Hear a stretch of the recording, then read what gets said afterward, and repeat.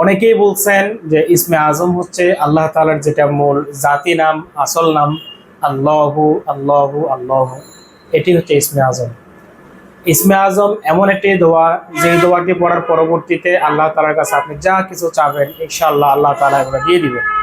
আসসালামু আলাইকুম ওয়া রাহমাতুল্লাহি ওয়া বারাকাতুহু। আমি আজকে আলোচনা করব ইসমে আজম নিয়ে। ইসমে আজম একটি অনেক বড় নাম। ইসমে আজম অর্থাৎ আল্লাহ তাআলার মহান নাম, আল্লাহ তাআলার বরত্বের নাম, আল্লাহ তাআলার একটি বিশেষ নাম, আল্লাহ তাআলার একটি বিশেষ জাতি নাম। তো এই ইসমে আজম নিয়ে অনেকের অনেক ধরনের কথা রয়েছে যে ইসমে আজম আসলে কোনটি, কিভাবে আমরা ইসমে আজমকে জানবো, ইসমে আজমকে চিনবো, ইসমে আজমকে আমরা কিভাবে পড়তে পারবো, বলতে পারবো বা তেলাওয়াত করতে পারবো। তো অনেকেই বলছেন যে ইসমে আজম হচ্ছে আল্লাহ তাআলার যেটা মূল জাতি নাম, আসল নাম আল্লাহু আল্লাহু আল্লাহ। এটি হচ্ছে ইসমে আজম। ইসমে আজম এমন একটি দোয়া, যে দোয়াটি পড়ার পরবর্তীতে আল্লাহ তাআলার কাছে আপনি যা কিছু চাবেন ইনশাআল্লাহ আল্লাহ তাআলা এগুলো দিয়ে দিবেন। আল্লাহ তাআলা আপনার মনের আকাঙ্ক্ষা এবং আপনার চাওয়া অবশ্যই পূর্ণ করবেন। এটি হচ্ছে যে ইসমে আজমের একটি গুরুত্বপূর্ণ ফলাফল। তো ইসমে আজম সম্পর্কে আরো অনেকগুলো মাসালা আছে, আর অনেকগুলো কথাবার্তা আছে। তার মধ্যে বলা হচ্ছে যে ইসমে আজম কোনটি, এটি এখনো সঠিক করে কেউ বলতে পারতেছে না। কেউ কেউ বলতেছেন, কোন ওলামা একরাম কোন বলতেছেন ইসমে আজম হচ্ছে যে আয়াতুল কুরসি। আয়াতুল কুরসি অর্থাৎ আল্লাহু লা ইলাহা ইল্লাহু আল হাইয়ুল কাইয়ুম, এই শব্দটি হচ্ছে যে ইসমে আজম। অনেকেই বলতেছে শুধুমাত্র এই শব্দটি ইসমে আজম, অন্য কোন শব্দ ইসমে আজম নয়। আর হযরত আনাস রাদিয়াল্লাহু তাআলা আনহু রাসূল সাল্লাল্লাহু আলাইহি ওয়াসাল্লামের সাথে দীর্ঘদিন ছিলেন। তার ক্ষেত্রে তিরমিজি শরীফ থেকে বর্ণিত রয়েছে এবং আরো কিছু হাদিস শরীফের মধ্যে বর্ণিত রয়েছে। বিখ্যাত হাদিস বিশারদ ইবনে হাজার আসকালানি রহমতুল্লাহি আলাইহি ফাতহুল বারিতে লিখেছেন যে ইসমে আজম হচ্ছে আল্লাহুম্মা ইন্নী আসআলুকা বিআন্নী আশহাদু আন্নাকা আনতাল্লাহু লা ইলাহা ইল্লা আনতা আল আহাদুস সামাদু আল্লাযী লাম ইয়ালিদ ওয়া লাম ইউলাদ ওয়া লাম ইয়াকুল লাহু কুফুয়ান আহাদ। এটি হচ্ছে ইসমে আজম। এই ইসমে আজমটি তেলাওয়াত করার পরবর্তীতে আপনারা আল্লাহর কাছে যা কিছু চাবেন ইনশাআল্লাহ আল্লাহ তাআলা এগুলো আপনাদের মনের আশা পূর্ণ করবেন। তবে কথা হচ্ছে যে যখনই আপনারা আল্লাহ তাআলার কাছে চাবেন তখনই আপনাদের অন্তরকে একদম নরম করে ফেলতে হবে।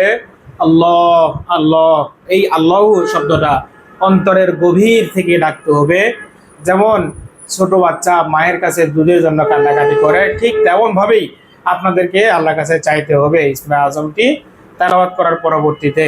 এই ইসমে আজমকে যদি আপনারা তেলাওয়াত করেন, দেখা যাবে যে মৃত্যুর হাত থেকেও হয়তো আল্লাহ তাআলা আপনাদেরকে ইনশাআল্লাহ বাঁচিয়ে নেবেন এবং আপনাদের জাগতিক যা কিছু প্রয়োজন রয়েছে ইনশাআল্লাহ প্রত্যেকটা প্রয়োজন থেকে আল্লাহ তাআলা আপনাদেরকে অবশ্যই মুক্ত করবেন এবং হেফাজত করবেন। অবশ্যই আল্লাহ তাআলা আপনাদের দোয়া কবুল করবেন। ইসমে আজমটি আমি আরেকবার বলছি, আল্লাহুম্মা ইন্নী আসআলুকা বিআন্নী আশহাদু আন্নাকা আনতাল্লাহু লা ইলাহা ইল্লা আনতা আল আহাদুস সামাদু আল্লাযী লাম ইয়ালিদ ওয়া লাম ইউলাদ ওয়া লাম ইয়াকুল লাহু কুফুয়ান আহাদ। এই ইসমে আজমটির অর্থ হচ্ছে যে হে আল্লাহ, আমি আপনার কাছে প্রার্থনা করছি এই মর্মে যে, এই জন্য যে, এই ভিত্তিতে যে আমি সাক্ষ্য দিচ্ছি আপনি মহান আল্লাহ, আপনি ব্যতীত আর কোনো প্রভু বা আল্লাহ বা সৃষ্টিকর্তা আমাদের নেই। ইসমে আজমের মাধ্যমে আল্লাহ তাআলার বরত্ব করা হয়। এর পরবর্তীতে বলা হচ্ছে এর অর্থ সম্পর্কে, আল্লাহ তাআলা ব্যতীত সত্যিকারের কোনো মাবুদ নেই, আপনি কারো মুকাফিক্কি নন, আপনি একক, আপনি কাউকে জন্ম দেননি এবং আপনাকেও কেউ জন্ম দেয়নি, আপনি আপনার সমকক্ষ পৃথিবীতে কেউ নেই, আপনি একমাত্র সৃষ্টিকর্তা, আপনাকে কেউ সৃষ্টি করে নেই। অতএব এই দোয়াটি পড়ার পরবর্তীতে যখন আপনি আল্লাহর কাছে চাবেন ইনশাআল্লাহ আল্লাহ তাআলা আপনার দোয়া কবুল করবেন। আপনাকে সর্বদা আল্লাহ তাআলার রহমতের চাদরের মধ্যে ঢেকে রাখবেন। অবশ্যই অবশ্যই যদি আপনাদের বুঝতে সমস্যা হয়ে থাকে তাহলে আমি ইসমে আজমটি আবারও তেলাওয়াত করতেছি। এটি বিখ্যাত হাদিস বিশারদ আল্লামা আসকালানি রহমতুল্লাহ আলাই থেকে ফাতহুল বারিতে লিখিত আছে। এই ইসমে আজম তো অনেক ওলামাদের মতেই, বিভিন্ন ওলামাদের মতে, অধিকাংশ ওলামাদের মতে এটাই হচ্ছে ইসমে আজম। বলা হচ্ছে যে একদিন রাসূলুল্লাহ সাল্লাল্লাহু আলাইহি ওয়াসাল্লামের সামনে কোনো একজন সাহাবী এই ইসমে আজমটি তেলাওয়াত করেছিলেন। তখন রাসূলুল্লাহ সাল্লাল্লাহু আলাইহি ওয়াসাল্লাম বলছিলেন যে, হে সাহাবী, তুমি যে আমলটি করলা, তুমি যে দোয়াটি পাঠ করলে, নিশ্চিত এবং নিশ্চয় এর মধ্যেই ইসমে আজম রহিত আছে। অবশ্যই অবশ্যই এই দোয়াটি পরে আল্লাহর কাছে চাইলে আল্লাহ তাআলা অবশ্যই দেবেন। অতএব এটি গুরুত্বপূর্ণ সহকারে ইসমে আজমটি আপনারা শিখবেন, আমল করবেন এবং আল্লাহর কাছে চাবেন। আমি আবারও ইসমে আজমটি আপনাদেরকে শোনাচ্ছি।